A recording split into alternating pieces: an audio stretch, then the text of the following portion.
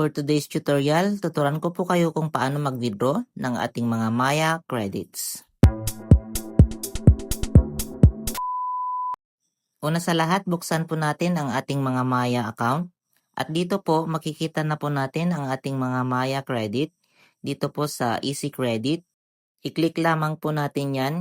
At dito, makikita po natin ang ating Maya Easy Credit balance.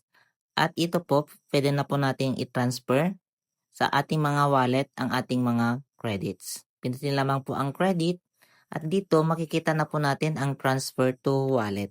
I-click lamang po natin yan at pagkatapos po ay i-enter na po natin ang amount ng ating i-withdraw. Bale, hindi naman po kailangan na i-withdraw natin lahat ang ating mga Maya Easy Credit. Depende lamang po sa atin kung magkano lang po ang kaya nating i-withdraw. Bale ngayon ay ipapakita ko po sa inyo kung paano i-withdraw lahat ang ating mga Maya Easy Credit. Meron po tayong 500 pesos.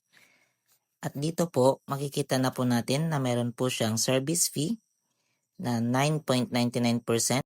Bale doon po sa 500 pesos na ating Maya Credit ay meron po siyang 49.95 pesos na service fee at meron po siyang documentary stamp tax na 0.31. So ang total na po ng ating babayaran ay 550.26. At yan ay magta-transfer na po sa ating mga Maya wallet. Then pagkatapos ay pindutin ang transfer now and then click done. Yan po ay automatic na po na pumasok sa ating mga Maya wallet. Makikita na po natin sa ating mga homepage na pumasok na agad ang ating mga withdraw.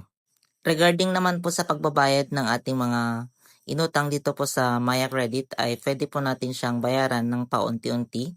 Depende po kung magkano lamang po ang kaya nating ibayad hanggang sa mabayaran po natin siya. Bale, ito po ay 1 month na credit po natin. So ayan na po, nakikita po natin na pumasok na siya agad sa ating mga wallet. So ganyan lamang po kadali ang mag-withdraw sa ating mga Maya Easy Credit. So napakadali lang po siyang sundan at pwede na po natin siyang magamit sa pagbabayad ng bills or sa kahit ano man na kailangan ng online payment. At kung may natutunan po kayo sa ating video ngayon, huwag po ninyo kakalimutang pindutin ang subscribe button at bell all para lagi po kayo updated sa lahat ng ating mga bagong content. Maraming salamat!